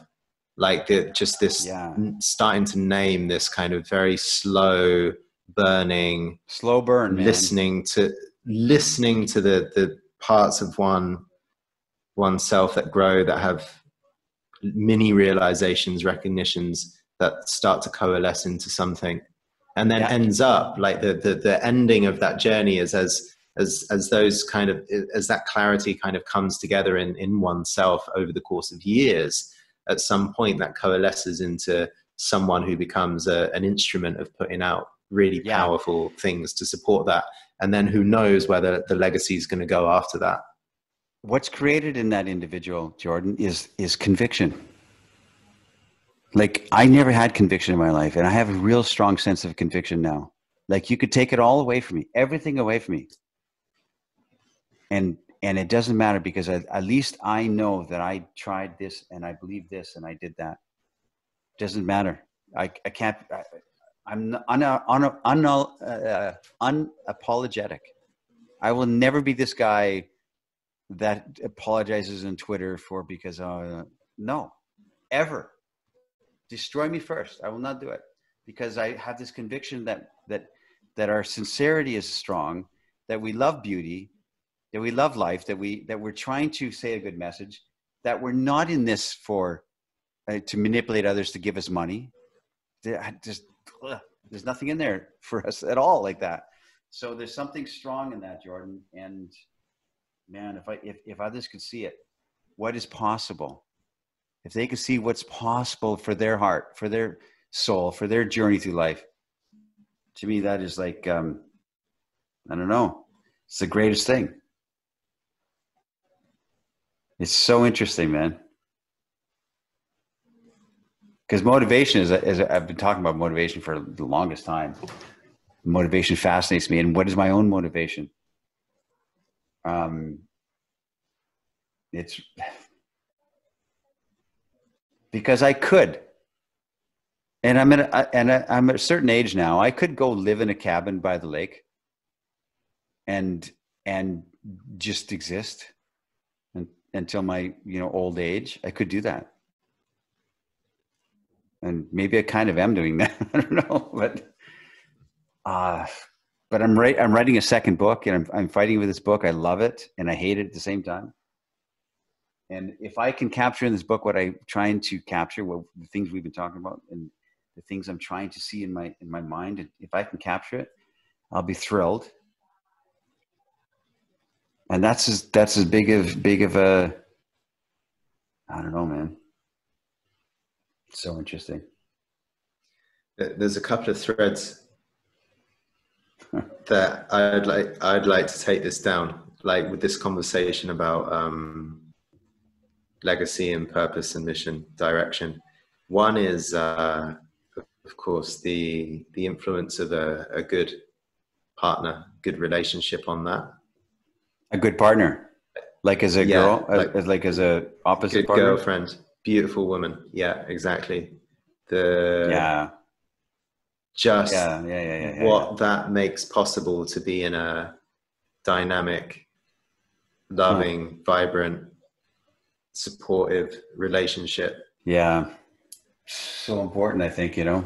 I haven't even explored the idea, Jordan, but because I've been single for a long time and I've been in a relationship for a long time, you know. Both, like before I met Deanna, I was single for years traveling. And now I've been with Deanna, it's 8 years now. And the affection we have for each other is just off the charts. Like we just really are delighted in each other.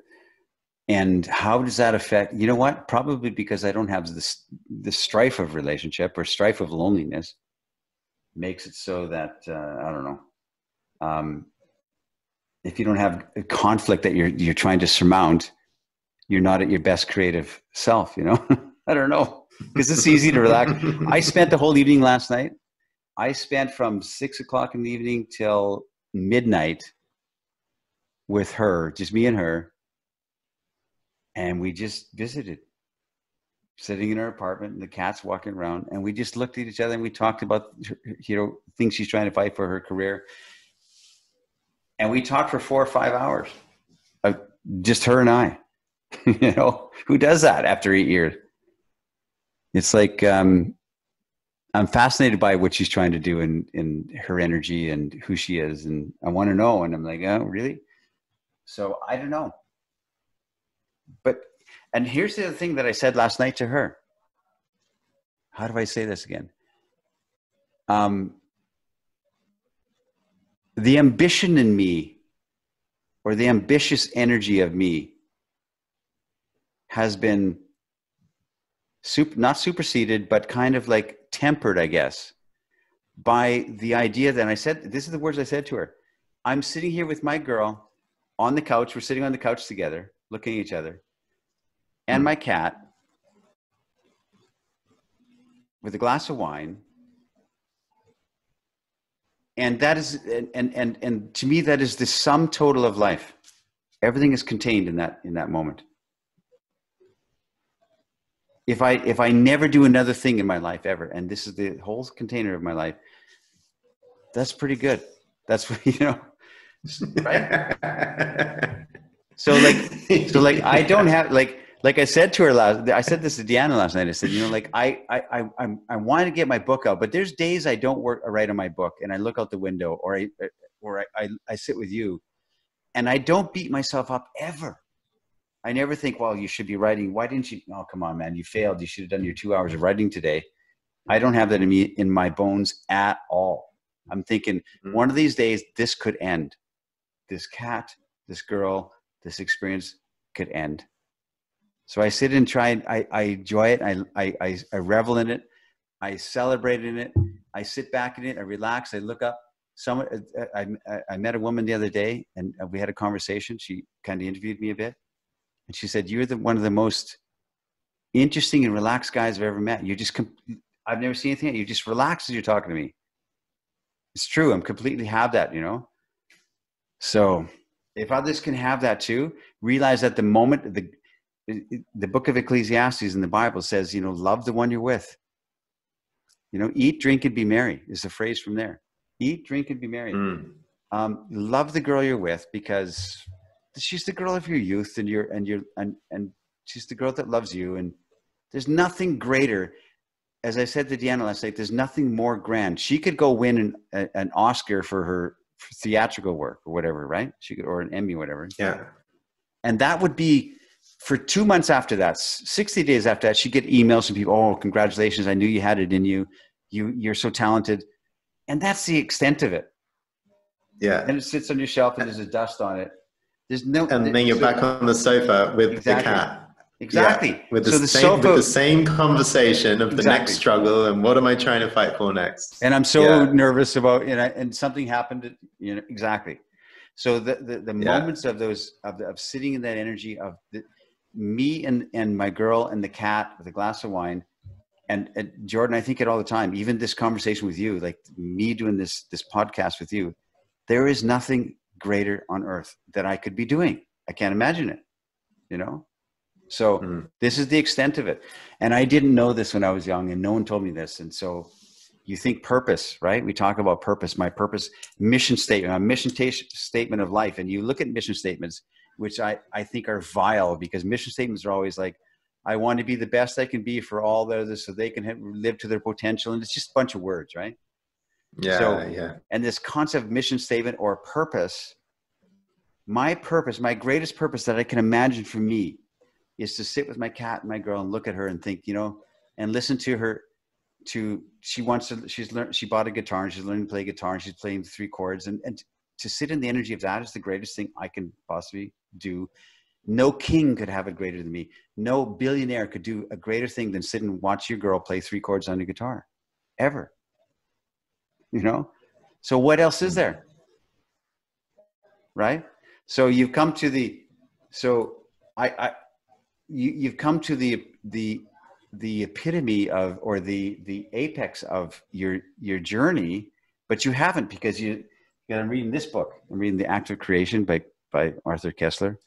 I'm reading this book, The Golden Thread, which is about the thread that all books from literature have. So I'm still I'm obsessed with learning and trying to understand and seep something into my soul. I want to know. And then I love to share it with other people who are like-minded. Not like-minded people I'm not interested in. So if they're not like-minded, or they're judgmental or whatever, that's okay. This isn't for you. This is for our boutique energy of audience. So yeah. Crazy. I'm smiling a lot because it's a great reminder. I'm kind of 1 foot in and 1 foot out. It's very paradoxical and very challenging, actually. I think this is one of my greatest grapples when it comes to legacy, purpose, to give it all a word.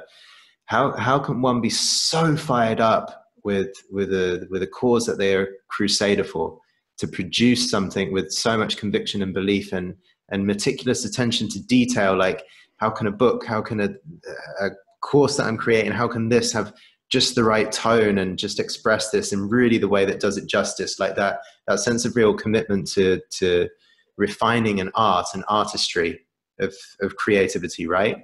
So there's that sense of drive and focus, and then there's the sense of, well, if nothing else happens and the earthquake comes tomorrow, or the giant kind of Mount Agung, the big volcano here in Bali, erupts and takes us, we are the next Pompeii, right? If it comes and takes us all down. Yeah. I actually had more that image of the guy in Pompeii who's just sat there kind of like grabbing his crotch. Yeah. as the lava flowed down and mummified his body in a masturbating You said, at least I'm going out with a bang. I don't care. Good for him. But I think this is the big tear that's a real thing to master, the sense of like, I've just got burning desire to create the thing that I want to create, and yet I've got absolute serenity and peace in what's happening now. So if I never produce the thing, right, I can be, I can die a happy man. But that's exactly what I have, Jordan. It's like the dichotomy of both. That's interesting. Yeah. Go ahead. Wow. It's so hard because when I get into the fire, like the creative fire, it's a considerable force, but I get very angry when the neighbor knocks on the door and needs something, and then I get ripped out of it. So it's hard to keep the ease and delight when the purpose is in full flow. Yeah. And then when I'm in ease and delight, it is tremendous. Like it really is beautiful, like to be here. And I have a similar moment, like I laughed earlier on because I imagined like the Simpsons, you know, so that's the couch etched in stone, the way that the 5 members of the family are all there, like at the beginning of every episode, like the Homer, Perrion, and Marge, and the cat, and so on. Glass of wine. That's great. We also have a similar scene, and people talk about a gratitude practice, and we have spontaneous gratitude. Like I'm just driving down the street in the motorbike. Today, I am grateful for the air is clear, the sky is blue. Wow, yeah. We get to do this. Like everyone in England is locked in and complaining. And so we have this spontaneous gratitude, but oof, like what a thing to live with those two very different energies. I think that's something I'm very curious about at the moment in me. That's interesting, Jordan. Yeah, that's cool. Yeah, I like it a lot. You know, like the idea of creativity is like, for me, it is the wonder of my curiosity, the creative process. Why do you want to create something? Why do I want to create a book called The Alabaster Girl and put it out there? You know? Yeah. So it's bound up in motivation, but why do we feel the creative juices flowing through us that have to? There's some people that write. I'm not a prolific writer. There's some people that write, and the way they describe it is they can't. It burns in them. They have to get it out. They have to journal. They have to write. I don't have that. I have something in me, but it just kind of like sits there like a lump, you know. And eventually, I get it out. Like I'm not a blogger. I don't have the energy of a blogger at all. I could never become a blogger and like every 3 days I'm going to put out this content. And I don't think so. Could you be complete, or would you die complete if you didn't finish your second book? Yeah. Strangely enough, I have a real burden for it. I think about it day and night. I wake up at 3 o'clock in the morning, Jordan. I think about it. I take notes. I have 50,000 words of notes. I'm fascinated by it. I'm excited. I'm like a little boy. I'm joyous. I really want to get this accomplished. And if I was stricken and realized that I couldn't finish it, I would say, okay, at least I did my damnedest. You know, I tried something. At least I did what I tried to do, or at least I sure attempted something. I didn't land it, but I sure attempted it. Yeah, I would have no problem. There's a sanguinity in my experience in my life now that I didn't have when I was young, it's the ecclesiastical thing, which is, you know, eat, drink, and be merry, and love the one you're with, and nothing new under the sun. And, you know, the rain falls on the good and the bad, on the good and the evil equally, you know. I could be struck with cancer and can't finish something, but who am I better than anybody else in this world? Why do I should be favored to not get stricken with cancer than compared to anybody else on this earth or in the history of man? Who am I? So yeah, I have a real perspective on that. I have a great ambition, and I'm excited, and I think about it all the time. I'm like this. I can't wait to get back at my book and look at it and change things. At the same time, if I couldn't get at it, I'd be like, okay. All right. Something like that. Yeah. Yeah. We've been a while here, huh? How long have we been? An hour? Yeah, I think 2. Coming up to 2. Let me check my... Yeah, you know. There you go, Jordan. Coming up to 2.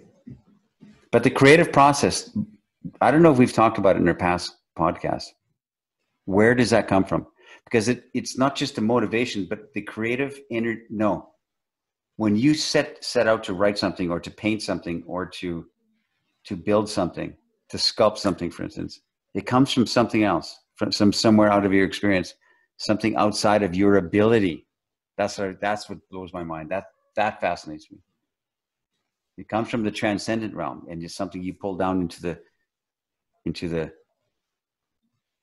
what's the opposite of transcendent? Ascendant? Into the ascendant realm.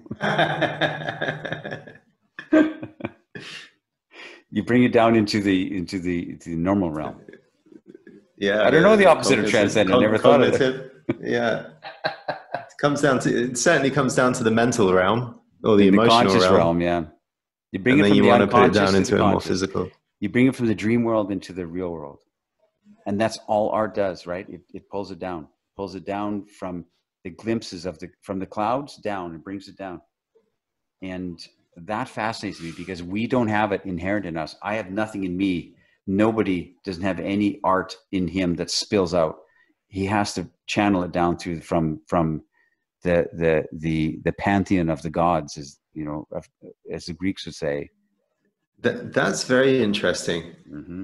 It comes from the external. Where I go with that was a couple of moments ago, you were talking about, if I don't live to complete my second book, then, I work on it with great passion, but I could also, die happy and complete. And I'm thinking, I'm kind of similar in a way. And some of the thoughts in my mind were, I want to do this. But if I don't get to finish, then one, I know I came a long way anyway. And I know that I knew true happiness. So that's cool. I could go with love in my heart and great people around me. And then in terms of work, someone else would pick it up.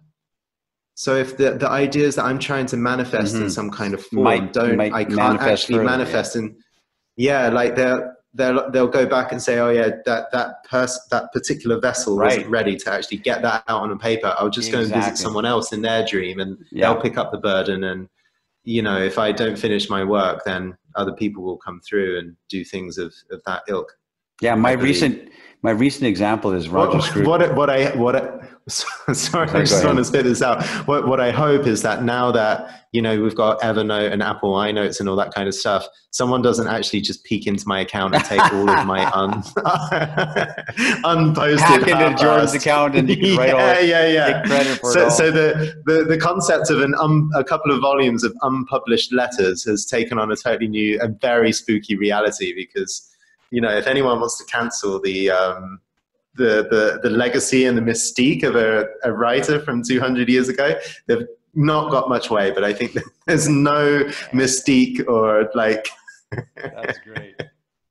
There's dirt on all of us posthumously. Yeah. Sorry, but you were gonna say something. I was going to say, like the recent example for me is Roger Scruton, Sir Roger Scruton. He wrote 40 books, and as he was stricken with cancer, he was trying his best to get his latest book out on, what was it? It was on, not Verdi, but Wagner.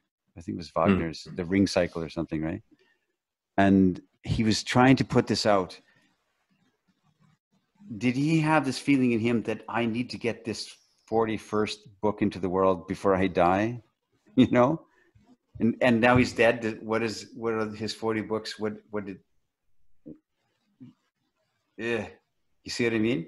So how presumptuous am I to say that I have to get this book out? There's some, that I have this body of work, I have something to give to the world. When he had the same, I don't know how I'm trying to say this, but it puts a lot of calmness in me that if I don't accomplish what I'm trying to create, it's not because of lack of trying, and it's not because but I'm not the only one. There's others out there who tried to create bodies of work and didn't get it finished. So something like that, And who do I think that my thing is so important that the world needs it before I go? No, I want to get it out. I'm excited for it. And I'll be delighted when it gets out into the world. And it's going to get on the world because I'm working on it. But if it doesn't, it gets curtailed or cut short. Who am I to say, well, that's not fair? Right? It happens to everybody. So yeah, I guess it depends how identified you are with the work at hand that you're trying to do. And actually, if you're more identified with the sofa and the wine and your girl and just being good there, point. I'm more identified with that. Yeah. they're both 50% equal. I want to get this work out, but I also want to hang out with my girl. And it's more important for me, honestly, to hang out with my girl and my cat than to put out this second volume. It really is. To look at her, she's smiling. She's trying to learn her 3 chords. Her fingers are hurting. And she's telling it. What else? It keeps you young. It keeps me young. I get the sweetness of that, man, is insane. I can imagine her plodding away with the aching fingers and the blisters and so on. When I'm dead, when I'm on my deathbed and when I'm 98 years old, I'll look back and remember that moment with that girl playing the guitar and the cat sitting there, biting my ankles, and as opposed to anything else, or as great as anything else I could accomplish. I could get an Oscar. I could win the awards or the Nobel Prize or the Pulitzer for my book. My second book wins a Pulitzer Prize. Those moments sitting with my girl is just as valid as anything. When I'm old, I look back and think, wow, I had that. That's the perspective that really keeps me in check, Yeah. There's nothing else. Nothing greater. And of course, if we forget that in moments of real striving to achieve something, my sense of purpose, keep coming back to that word, but the more you want to actually finish the book and finish it fast and get it done, the more likely it is that you are not actually recognizing what's happening around you and savoring the moment. Correct. And with it, not actually embodying the thing that you're trying to put into purpose.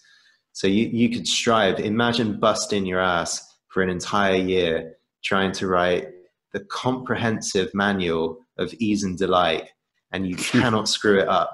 And it has to have everything well referenced that talks about a life of ease and delight, and you're literally fighting, your brow is furrowed and your muscles are tense because you're trying to write this thing about ease and delight, but you're not embodying the thing as you go. Like, you're trying to write about beauty without having a beautiful life. Exactly. You're trying to actually being the content of the thing. Yeah. There's a great concept, I heard one time, which is all of this. In other words, everything that's happening around us and what we're doing, everything is just busy work. That's it. It just keeps you busy. None of it matters. None of it matters at all, except for like those moments and experiences. So anyway, Jordan, good conversation, I think. Yeah. That's a wrap. I'm good. Hey, anybody's listening, sign up for a course. Yes. When's your next rally? The next what? Beauty Matters rally. When's your next Beauty Matters rally? No kidding, eh?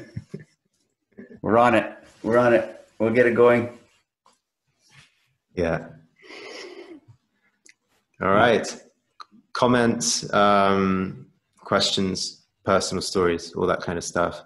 Yeah. Yeah, I'd like to hear from you guys. We watch all the comments very carefully, and Jordan and I discuss them and look at them, and it helps us to try and shape something that we want to make this meaningful for you as it is for us. So help us out. Yeah. And I will say, actually, as a parting thought, I know that there must be hundreds of thousands, if not millions, of very quiet people out there in the world who love beauty and want a life that is, let's eat, drink, be merry, love the one you're with. I want to create the things that I'm passionate about. Sincere people with a lot of love and beauty in their hearts, who are very, very quiet because they don't quite know how to express, one, what they want to express, and two, I think many people don't know how they can express things with the fear of the cancel culture coming upon them. So I think we're living in a moment where a lot of could be or would be artists, and I mean that in a very broad sense, not the kind of elitist sense of artists, but just people that might write things, that might post things, that might contribute in certain ways that are really beautiful, keeping their lights dimmed down or keeping quiet because they don't quite know what they can say or they don't quite know what they want to say. It's like a silent aesthetic in the midst of this culture war.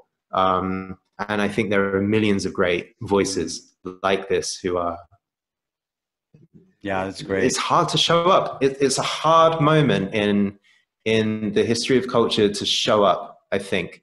So we want those guys, right? We want to hear from these voices. We want to hear from the people that are like, oh yeah, I feel like this too. Oh yeah, you've just named a lot of things that I'm experiencing, but I don't know what to say about it.